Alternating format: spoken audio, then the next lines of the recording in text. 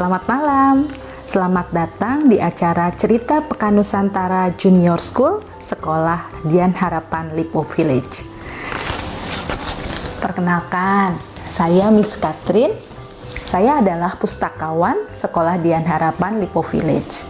Malam ini Miss Katrin mau bercerita sebuah cerita dari Jawa Tengah yang berjudul Rahasia Sebatang Lidi.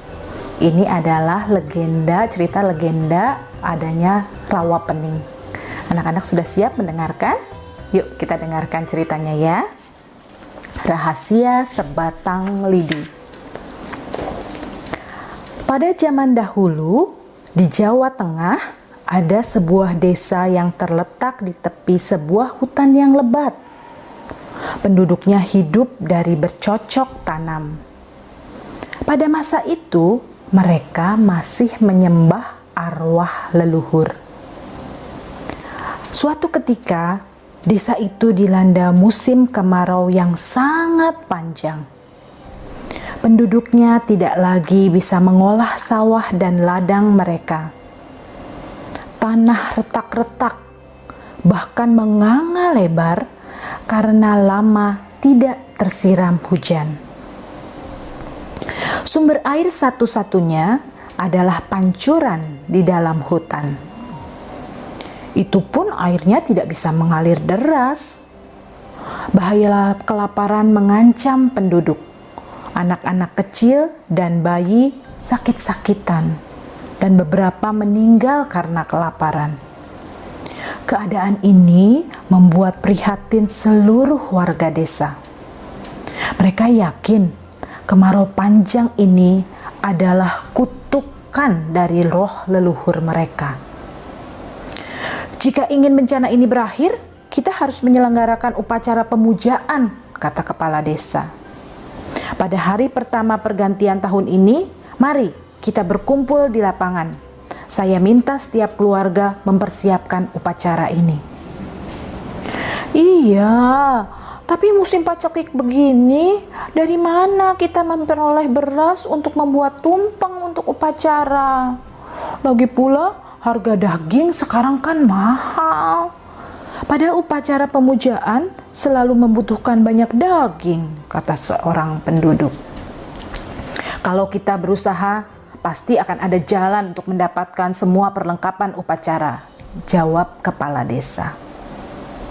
Rencana itu kemudian diumumkan ke seluruh pelosok desa. Setiap orang harus mempersiapkan diri sebaik-baiknya. Ada yang bertugas mengumpulkan beras untuk membuat tumpeng, ada yang berusaha memperoleh daging, ada pula yang bertugas mencari kayu bakar untuk memasak. Nah, pada suatu siang yang sangat panas, beberapa laki-laki penduduk desa masuk ke hutan untuk mencari kayu bakar. Dengan golok dan kapak mereka bersemangat menebang pohon dan ranting-ranting kering. Sebentar saja, mereka telah menghasilkan beberapa tumpukan kayu untuk kayu bakar ya. Selesai mengumpulkan kayu, mereka beristirahat di bawah sebatang pohon. Sambil duduk, salah seorang membacok-bacokkan goloknya ke akar pohon yang besar. Sungguh terkejut ia ketika menyadari bahwa akar pohon yang dia bacok-bacok itu mengucurkan darah. "Oh, ini pasti ular siluman," serunya kaget. "Oh, bukan. Itu ular purba yang sedang bertapa," kata yang lain. "Akan kita apakan nih ular sebesar ini? Hei, bagaimana kalau kita potong-potong saja dagingnya dan kita bagi-bagikan kepada penduduk?" "Oh ya betul, tepat sekali. Aku setuju. Sebab kita kan sedang membutuhkan daging untuk upacara," kata yang tertua di antara mereka. Lalu kemudian ular raksasa itu pun dibunuh. Dagingnya dipotong-potong, lalu dipikul pulang ke desa dengan beberapa keranjang bambu. Akhirnya, hari upacara pemujaan pun tiba. Pagi itu, suasana desa lebih ramai dari biasanya. Penduduk mulai berdatangan ke lapangan. Mereka membawa nasi lengkap dengan lauk pauknya. Tidak ketinggalan pula masakan daging ular yang sangat lezat. Semua itu akan disantap bersama-sama setelah upacara pemujaan selesai. Nah, di antara orang-orang yang berlalu lalang itu, yang sibuk-sibuk itu tadi, tampaklah seorang anak kecil berlari-lari menuju lapangan. Tampaknya dia bukan anak dari desa itu. Kepada orang-orang yang membawa nasi tumpeng, anak itu meminta sepotong daging ular. "Minta dong, aku sangat lapar." Tetapi tak seorang pun memberi.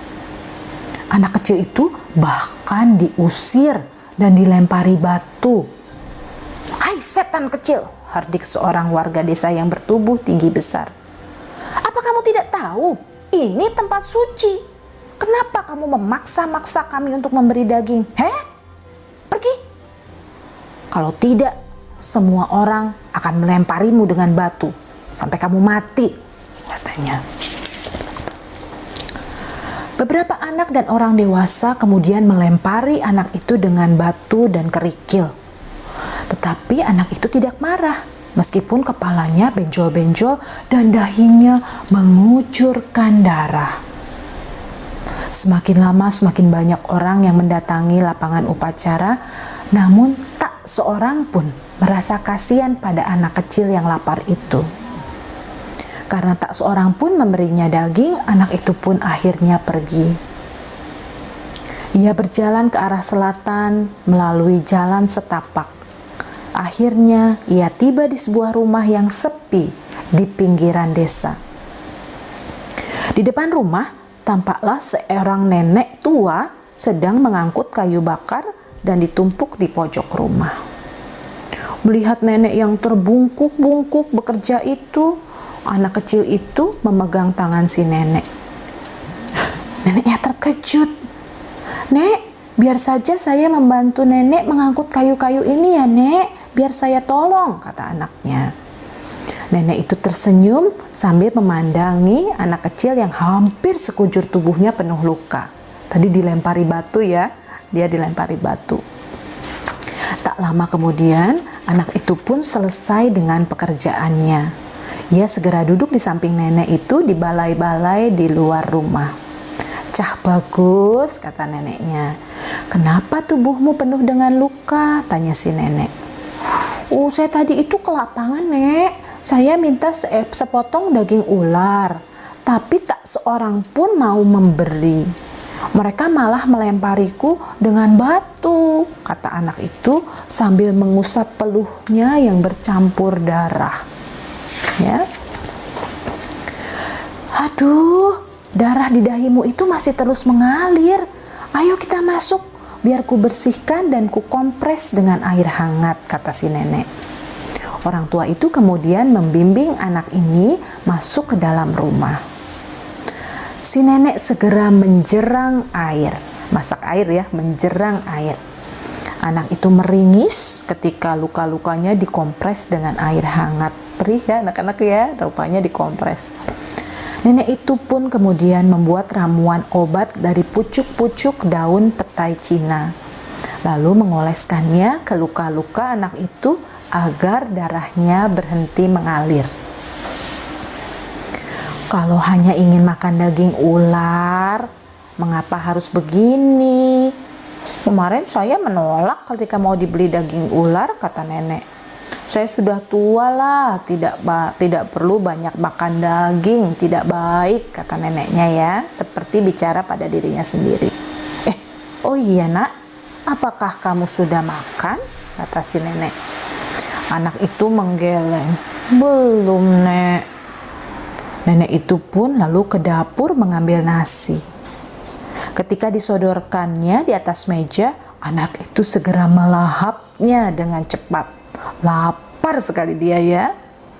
Tampaknya ia sudah sangat lapar. Si nenek tak henti-hentinya melihat meneliti wajah anak itu. Ia merasa ada yang aneh pada diri anak itu. Meskipun tubuhnya kecil, seperti anak-anak lain, tetapi kok bicaranya seperti orang dewasa ya? Agak aneh ini anak, kata nenek itu. Setelah selesai makan, anak kecil itu pun pamit. Nek, saya mengucap syukur, berterima kasih kepada nenek yang telah mengobati luka-luka saya dan memberi saya makan semangkuk nasi. Loh, kamu mau kemana? Kamu istirahat saja di sini beberapa hari lagi sampai lukamu sembuh. Nanti baru kamu pulang. Enggak, Nek, saya harus pulang sekarang. Masih ada pekerjaan yang harus saya lakukan, kata anak tersebut sambil melangkah pergi. Oh iya, Nek, kata anak itu tiba-tiba. Boleh saya berpesan pada nenek? Oh iya, pesan apa, Nak? Nanti, Nek, suatu saat kalau banjir datang, nenek naiklah ke atas lesung, kata anak itu sambil menunjuk lesung. Lesung itu adalah tempat menumbuk padi yang biasanya ada di dapur. Ya, anak itu pesan. Kalau ada banjir datang, nenek naiklah ke atas lesung. Ah, kamu ini ada-ada saja. Ini musim kemarau. Musim kemarau yang sangat panjang, kata neneknya. Mana mungkin ada banjir? Si nenek itu tidak percaya. Ah, mungkin saja, Nek. Mungkin saja apa-apa bisa terjadi. Bila Tuhan sudah menghendaki, segala sesuatu bisa saja terjadi, kata si anak itu. Sudahlah, Nek, percayalah padaku. Turuti saja pesanku ya. Kalau ada banjir, nenek naik ke lesung. Oke, Nek, saya pergi dulu. Sekali lagi terima kasih karena nenek telah menolong saya. Anak itu pun bergegas pergi, sementara si nenek masih memikirkan kata-kata yang aneh itu. Banjir? Masa ada banjir di musim kemarau seperti ini? Keesokan harinya, di depan balai desa terjadi keramaian. Ada sebatang lidi, anak-anak tahu lidi ya, sapu lidi kan kecil ya. Ada sebatang lidi yang tertancap di tanah. Lidi kecil biasa, tetapi tidak seorang pun bisa mencabutnya. Beberapa orang mencoba beramai-ramai mencabut, tapi mereka jatuh terjengkang. Karena lidi itu sangat licin dan berat. Di antara kerumunan orang banyak itu, tampaklah anak kecil yang kemarin minta daging ular itu. Anak itu muncul dengan hanya mengenakan celana kolor tanpa baju. Sehingga tampaklah luka-luka bekas yang dilempar-lempar itu kemarin ya. Tampaklah bekas-bekas luka lebam di tubuhnya. Tetapi dia selalu menampakkan wajah yang riang. Kepalanya yang tidak gatal, ia garuk-garuk. Sementara mulutnya menghisap-hisap jempol tangannya. Terus ada orang bilang seperti ini, "Hai monyet kecil, kenapa masih berani datang ke sini lagi?" Bentak orang yang berdiri di dekat lidi yang gagal ia cabut. Anak kecil itu tidak tampak takut. Bahkan dengan berani ia menatap orang yang membentaknya itu. "Siapa bilang aku anak kecil?" Berani jawab ya, bentak orang itu sambil mengangkat tangannya untuk meninju. "Badanku memang kecil, tapi jiwaku tidak kerdil," kata anak itu sambil tertawa mengejek. "Ngomong kosong, ku pelintir kamu sini ya kepalamu." Hati-hati kalau bicara," kata anak kecil itu. "Mencabut sebatang lidi saja kamu tidak bisa. Bagaimana kamu bisa memelintir kepalaku?" Orang yang diejek itu semakin marah. Ia mengempalkan tinjunya. "Hei setan kecil, dari mana kamu datang? Hei, berani benar kamu mengganggu desa ini," katanya. "Saya bukan setan kecil. Saya datang dari jauh untuk meminta sepotong daging ular. Tetapi kalian semua tidak memberi, malah melempariku dengan batu. Padahal aku tidak mengganggu," kata anak itu. "Tapi kamu kemarin mengganggu. kami sedang upacara, kamu mengganggu kehikmatan upacara pemujaan, jawab orang lain. Saya tidak mengganggu, saya cuma minta belas kasihan. Saya minta sepotong daging ular karena saya lapar. Tapi kalian tidak memberi, kata anak itu. Kemudian anak itu pelan-pelan berjalan mendekati lidi yang tertancap di tanah.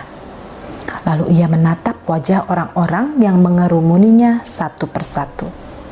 Lalu dia berkata, lidi ini tidak mungkin bisa dicabut oleh orang yang pelit dan serakah, yang tidak memperdulikan orang lain yang butuh bantuan. Orang-orang zalim seperti kalian harus diberi pelajaran, kata anak itu sambil memegang lidi. Lalu dengan sekali tarik saja, lidi itu tercabut. Seketika itu juga keanehan terjadi. Tanah tempat lidi itu menancap memancarkan air yang deras.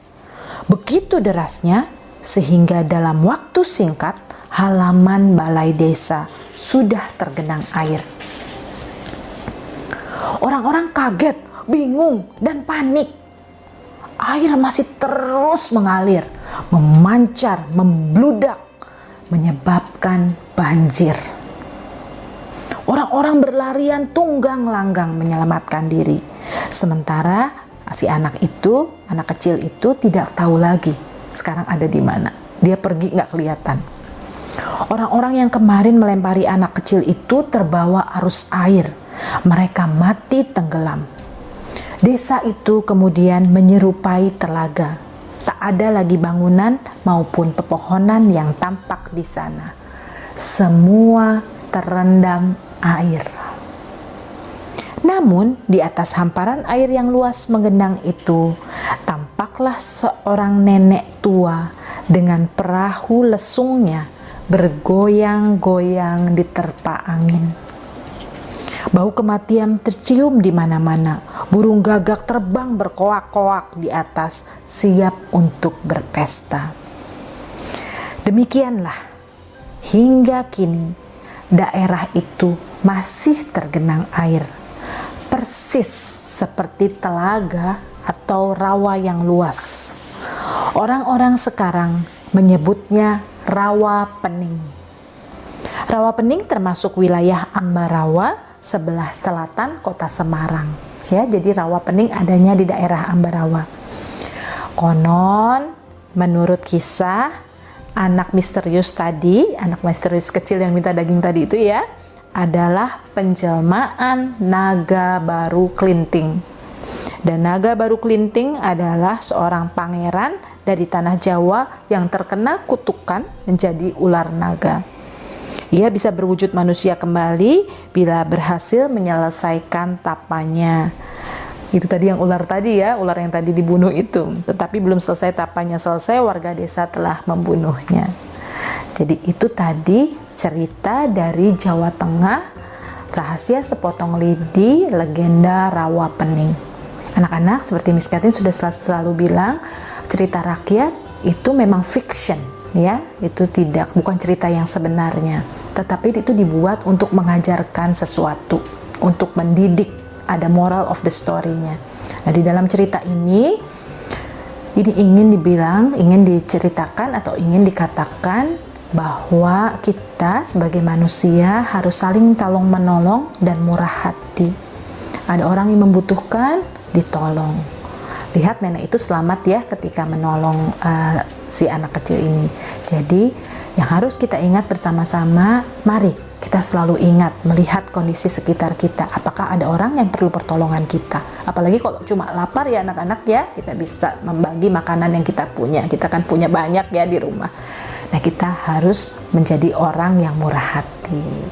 Oke, demikian cerita Pekan Nusantara Junior School Lipo Village hari ini. Selamat menikmati, terima kasih sudah mendengarkan, Tuhan memberkati. Selamat malam.